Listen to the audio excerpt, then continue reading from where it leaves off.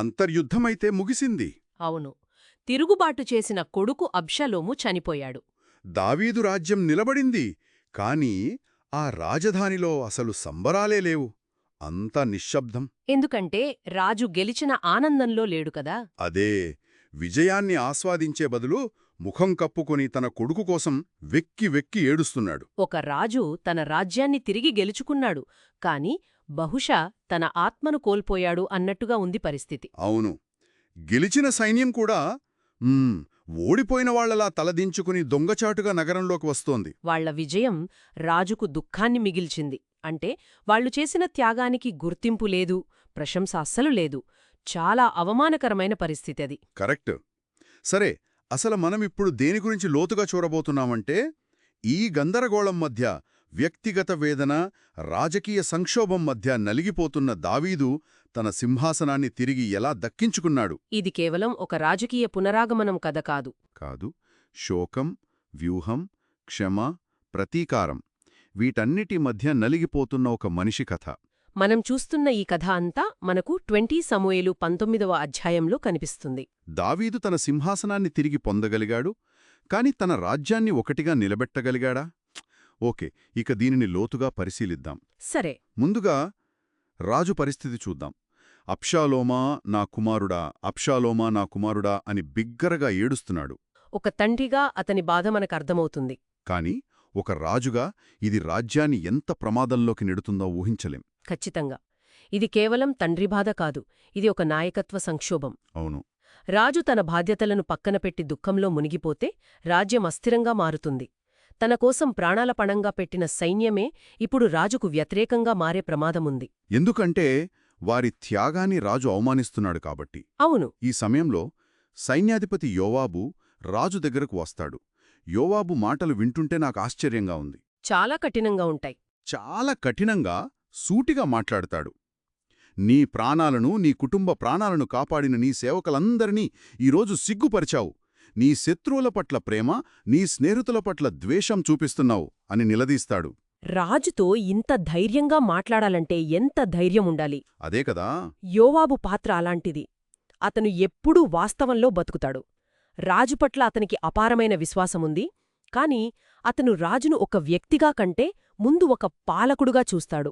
అంటే రాజ్యాన్ని కాపాడాలనే ఉద్దేశం అతనిది. అవును.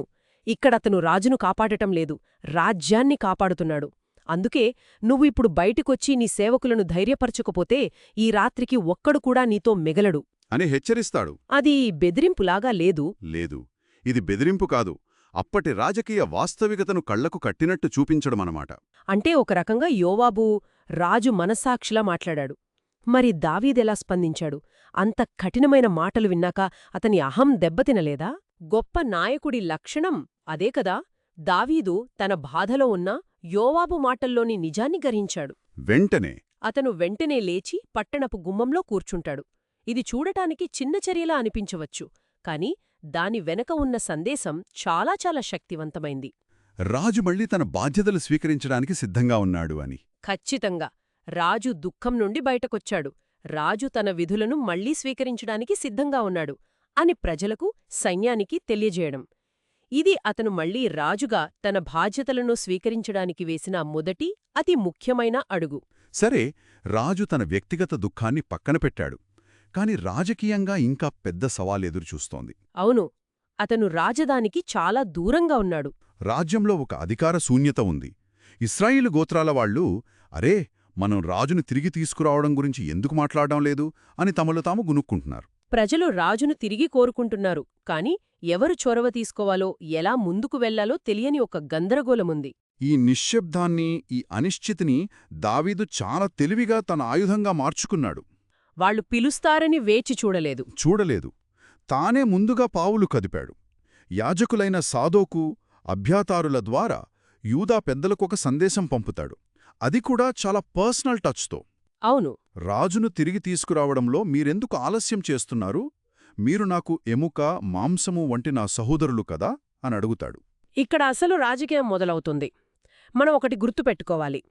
ఇజ్రాయేలు గోత్రాలకి, యూదా గోత్రానికి ఎప్పణ్నించో ఒక ప్రచ్ఛన్న పోటీ ఉంది. కరెక్ట్. దావీదు యూదావాడు కాబట్టి మిగిలిన గోత్రాలు ఎప్పుడూ కొంచెం అనుమానంగానే చూసేవి. అబ్షాలోము తిరుగుబాటులో కూడా యూదాగోత్రం కీలక పాత్ర పోషించింది. ఓ ఇప్పుడు దావీదు మిగిలిన వారిని కాకుండా మొదట తన సొంత గోత్రం విధేయతను కోరుకుంటున్నాడు. ఆ పాతబంధాన్ని వాడుకుని తన పునాదిని పటిష్టం చేసుకుంటున్నాడు. అయితే దీని తర్వాత అతను తీసుకున్న నిర్ణయం నన్ను చాలా ఆశ్చర్యపరిచింది.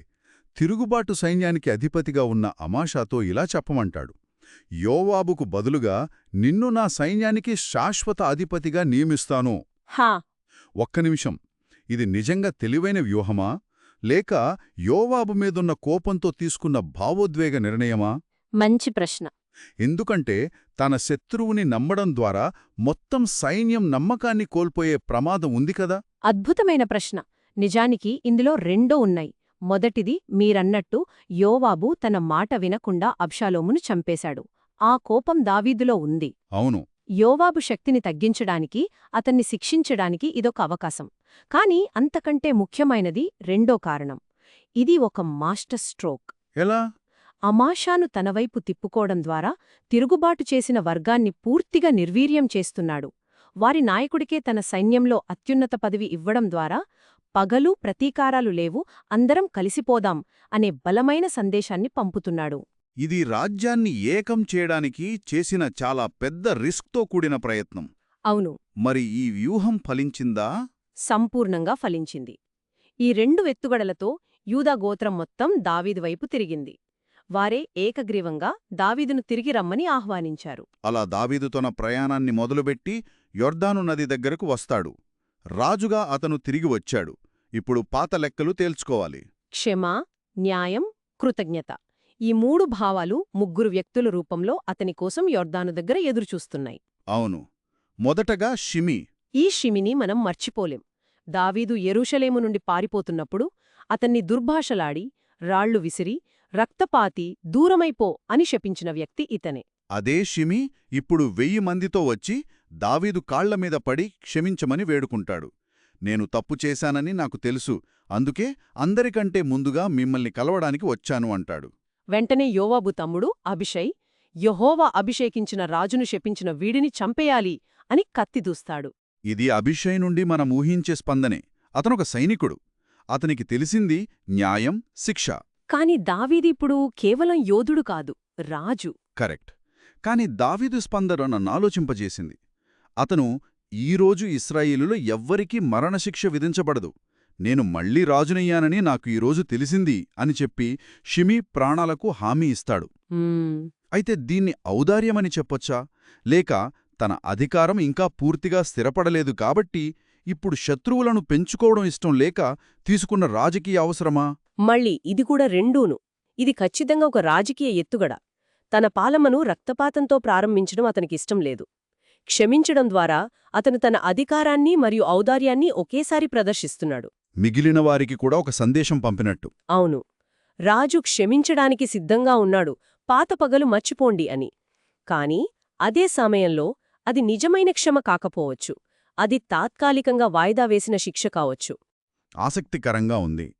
సరే, ఇక రెండో వ్యక్తి సౌలు మనవడైన మెఫీబోషెత్. పాపం, అతని పరిస్థితి చూస్తే చాలా జాలివేస్తోంది. అవును, రాజు పారిపోయినప్పట్నుండి స్నానం చేయకుండా, గడ్డం చేసుకోకుండా, బట్టలు మార్చుకోకుండా దుఃఖిస్తూ ఉన్నాడు. అతని విధేయతకు ఇది నిదర్శనం. కాని మెఫీబోషెత్ కథలో ఒక ట్విస్ట్ ఉంది గదా.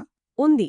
దావీదు పారిపోతున్నప్పుడు మెఫీబోషెత్ నమ్మకద్రోహి అని అతని సేవకుడైన సీబా రాజు దగ్గర అబద్ధం చెప్పాడు. అవును, నా యజమాని యెరూషలేంలో ఉండిపోయాడు, రాజ్యం తిరిగి తనకే వస్తుందని ఆశిస్తున్నాడు అని చెప్పి మెఫీబోషెత్ ఆస్తినంతా తాను దక్కించుకున్నాడు. మోసమనుమాట. ఇప్పుడు మెఫీబోషెత్ వచ్చి, సీబా నన్ను మోసం చేశాడు, నేను కుంటివాణ్ణి గాబట్టి గాడిదపై మీతో రావాలనుకున్నాను, కాని వాణ్ణిని వదిలేసి వెళ్ళిపోయాడు అని తన గోడు వెళ్లబోసుకున్నాడు. ఈ పరిస్థితిలో దావీదు తీర్పు కొంచెం విచిత్రంగా అనిపిస్తోంది. నీవును సీబాయును భూమిని పంచుకొనుడి అంటాడు. ఇది కొంచెం అన్యాయంగా అనిపించడం లేదా? అనిపిస్తుంది. నమ్మిన వాడికి, మోసం చేసిన వాడికి ఇద్దరికీ సమాన వాటా ఇవ్వడమేంటి? ఉపరితలంపై చూస్తే ఇది అన్యాయంగానే కనిపిస్తుంది. కాని అప్పటి పరిస్థితిలో దావీదు ఆలోచిద్దాం. ఎవరు నిజం చెప్తున్నారో నిర్ధారించుకోవడానికి అతనికి సమయం లేదు. ఒక పూర్తి విచారణ జరిపే పరిస్థితి కాదు అది. కాదు. అందుకే ఇద్దర్నీ పూర్తిగా దూరం చేసుకోకుండా ఒక మధ్యమార్గపు పరిష్కారం ఇచ్చాడు. బహుశా ఇది సరైన న్యాయం కాకపోవచ్చు, కాని అది అప్పటికీ అవసరమైన రాజకీయ పరిష్కారం. కాని మెఫీబోషెతు స్పందన అద్భుతం. అవును. నా ప్రభువైన రాజు క్షేమంగా తిరిగొచ్చాడు, అదే నాకు 10,000, ఆస్తంతా వాడే తీసుకునివ్వండి అని అంటాడు. ఆ మాటతో అతని ఎవరు సరైనవారో నిరూపించుకున్నాడు. రాజకీయాలు, ఆస్తులు, వీటన్నిటి మధ్యలో ఇలాంటి ఒక విధేయత, ఒక ప్రేమ కథ వినడం చాలా అరుదు. నిజం. ఆ ఒక్క మాటతో అతను దావీదు మనసులో తన స్థానాన్ని తిరిగి బహుశా మరింత పటిష్టంగా గెలుచుకున్నాడు. అతను ఎదురుపోబోయేది ఒక రుణాన్ని. తన కష్టకాలంలో ఆదుకున్న వ్యక్తికి కృతజ్ఞత ఎలా చూపించాడు? ఇక్కడే మనకు బర్జిల్లై కనిపిస్తాడు. బర్జిల్లై ఒక వృద్ధుడు, 80 ఏళ్ల ఐశ్వర్యవంతుడు. దావీదు పారిపోయి నిస్సహాయ స్థితిలో ఉన్నప్పుడు అతనికి ఆహారం, వసతి ఇచ్చి ఆదుకున్నాడు. ఇప్పుడు దావీదు అతనికి కృతజ్ఞతగా, నాతో పాటు యెరూషలేముకు రా, నేను నిన్ను నా సొంత మనిషిలా చూసుకుంటాను అని ఆహ్వానిస్తాడు. కాని బర్జిల్లై చాలా వినయంగా, వివేకంతో ఆ ఆఫర్ను తిరస్కరిస్తాడు. అవును, నాకు 80 ఏళ్ళు, నాకు ఆర్థిక సుఖదుఖాల తేడా తెలీదు, రుచికూడా తెలీదు, నేను రాజుకు భారం కాదల్చుకోలేదు, నా ఊళ్ళోనే నా తల్లిదండ్రుల సమాధి దగ్గర చనిపోవాలని నా కోరిక అంటాడు. ఇది బర్జిల్లై గొప్పతనాన్ని చూపిస్తుంది. అతను ఎలాంటి ప్రతిఫలం ఆశించి సహాయం చేయలేదు. అతని వివేకం చూడండి. నా బదులుగా నా కొడుకు కిమ్హామును మీతో పంపండి, అతనికి మేలు చేయండి అని కోర్తాడు. ఈ సంభాషణలో అధికారం, విధేయత మాత్రమే కాదు, కృతజ్ఞత, గౌరవం, నిజమైన స్నేహం కనిపిస్తాయి. అవును, ఇది మొత్తం రాజకీయ గందరగోళంలో ఒక స్వచ్ఛమైన గాలి పీల్చుకున్నట్టు ఉంటుంది. అలా ఈ 3 సమావేశాలు ముగిశాయి. క్షమ, న్యాయం, కృతజ్ఞత. దావీదు అన్ని లెక్కలు సరిచేశాడు. అంతా సవ్యంగా ముగిసింది అని అనుకుంటున్న సమయంలో అసలు తుఫాను మొదలవుతుంది. ఇక్కడే అసలు ట్విస్ట్. మిగిలిన ఇశ్రాయేలు గోత్రాలవారు వచ్చి యూదావారితో వాదిస్తారు. మా సహోదరులైన మీరు రాజును దొంగిలించుకొని ఎందుకు వచ్చారు అని నిలదీస్తారు. ఇక్కడ అసలు సమస్య. రాజ్యం పునాదుల్లో ఉన్న పగుళ్ళు బయటపడతాయి. దావీదు కేవలం యూదాగోత్రానికి రాజు కాదు, 12 గోత్రాలకు రాజు. అవును. కానీ యూదావారు మిగిలిన వారిని సంప్రదించకుండా తమ బంధువు అనే హక్కుతో తామే రాజును తీసుకువచ్చారు. ఇది మిగిలిన 10 గోత్రాలకు తీవ్ర అవమానంగా అనిపించింది. వాళ్ల వాదవక్మన చాలా బలంగా ఉంది. రాజులో మాకు 10 భాగాలున్నాయి, మీకంటే మాకే దావీదుపై ఎక్కువ హక్కుంది. రాజును తిరిగి తీసుకురావాలని మొదట మాట్లాడింది మేమే, కాని మీరు మమ్మల్ని ఏమాత్రం లెక్క చేయలేదు అని వాదిస్తారు. ఇది ఒక పెద్ద కుటుంబంలో ఆస్తి పంపకాల గొడవలాంటిది. మేము పెద్ద కొడుకులం, మాకు ఎక్కువ హక్కుంది అని యూదావారంటే, మేము 10 మందిమున్నాం, మా వాటా మాకు రావాలి అని మిగిలినవారు వాదిస్తున్నారు. ఇక్కడ ఆస్తి అంటే రాజు. అవును, ఇక్కడ ఆస్తి రాజు. ఇది అధికారం మరియు గౌరవానికి సంబంధించిన పోరాటం. మేము కూడా ఈ రాజ్యంలో భాగమే, మమ్మల్ని ఎందుకు లెక్కలోకి తీసుకోలేదు అన్నది వారి ప్రశ్న. దీనికి యూదావారి స్పందన పరిస్థితిని మరింత దిగజార్చింది కదూ. చాలా. మూలంలో యూదావారి మాటలు ఇశ్రాయేలు వారి మాటల కంటే కఠినముగా ఉండెను అని ప్రత్యేకంగా చెప్పబడింది. వాళ్ల మాటలు కఠినంగా ఉన్నాయంటే కేవలం కోపంతో మాట్లాడారా, లేక దాని వెనుక అహంకారం, అధికారం చూపించాలనే తపన ఉందా? ఖచ్చితంగా రెండోదే. రాజు మా బంధువు అనడంలోనే అంతా ఉంది. వాళ్లు దావీదును మా రాజు అని కాకుండా మా వాడు అన్నట్టుగా ప్రవర్తించారు. వారు రాజీ పడటానికి బదులుగా మరింత అహంకారంగా మాట్లాడారు. ఇది మిగిలిన 10 గోత్రాలకి ఎలాంటి సందేశం పంపింది? ఒక స్పష్టమైన సందేశం పంపింది. ఈ రాజ్యంలో మేము స్పెషల్, మీరు కాదు అని. దీని పర్యవసానమేమిటి? దావీదిదంతా చూస్తూ ఊరుకున్నాడా? ఈ సంఘటన భవిష్యత్లో ఇశ్రాయేలు రాజ్యం రెండుగా చీలిపోవటానికి నాంది పలికింది. ఓ అవును, దావీదు కుమారుడు సొలొమోను తరువాత రాజ్యం ఉత్తర రాజ్యమైన ఇశ్రాయేలుగా 10 గోత్రాలు, దక్షిణ రాజ్యమైన యూదాగా యూదా, బెన్యామీన్ గోత్రాలు విడిపోతోంది. ఆ విభజనకు బీజాలు ఇక్కడే యొర్దాను నది ఒడ్డున పడ్డాయి. అంటే దావీదు రాజ్యాన్ని ఏకం చేయడానికి ఇన్ని ప్రయత్నాలు చేస్తుంటే అతని సొంత గోత్రం యొక్క అహంకారం ఆ ప్రయత్నాలన్నింటినీ నీరుగార్చిందనమాట. ఖచ్చితంగా. అతను తిరిగి వచ్చాడు, కాని రాజ్యం యొక్క ఐక్యత చాలా బలహీనంగా ఒక దారం పోగుమీద వేలాడుతోందని ఈ వివాదం స్పష్టం చేస్తోంది. కాబట్టి దావీదు సింహాసనంపైకి తిరిగి వచ్చాడు, కాని అతని రాజ్యం ఇంకా గాయాలతోనే ఉంది. అవును. అతను క్షమ, రాజకీయ చతురత, మరియు కృతజ్ఞతలను ఉపయోగించి ఈ క్లిష్టమైన ప్రయాణాన్ని పూర్తిచేశాడు. అవును. కాని చివరికి అతని సొంతవారి మధ్య ఉన్న అహంకారాన్ని, విభేదాలను ఆపలేకపోయాడు. అవును. ఈ అధ్యాయం చివరి వాక్యాలు ఒక అశాంతితో, ఒక అసంపూర్ణతతో ముగుస్తాయి. ఐక్యత అనేది పైకి కనిపించేదేగాని లోతుగా పాతుకోలేదు. ఒక నాయకుడు వ్యక్తిగత భావాలను, ప్రజా బాధ్యతను ఎలా సమతుల్యం చేసుకోవాలో ఈ కథనం అద్భుతంగా వివరిస్తుంది. అలాగే ఎంతటి గొప్ప రాజకీయ ఎత్తుగడలైనా ప్రజల మధ్య లోతుగా పాతుకుపోయిన విభేదాలను, అహంకారాన్ని పూర్తిగా తొలగించలేమని కూడా ఇది చూపిస్తుంది. ఈ మొత్తం చర్చలో ఒక విషయం నన్ను ఇంకా ఆలోచింపజేస్తూనే ఉంది. చెప్పండి. దావీదు తనను శపించిన షిమీతో నీకు మరణశిక్ష విధించను అని ప్రమాణం చేశాడు. కాని ఇదే దావీదు తన మరణశయ్యపై ఉన్నప్పుడు తన కుమారుడైన సొలొమోనుతో ఆ షిమీని వదిలిపెట్టవద్దు, అతని నెరసిన జుట్టును రక్తంతో పాతాళానికి పంపు అని చెబుతాడు.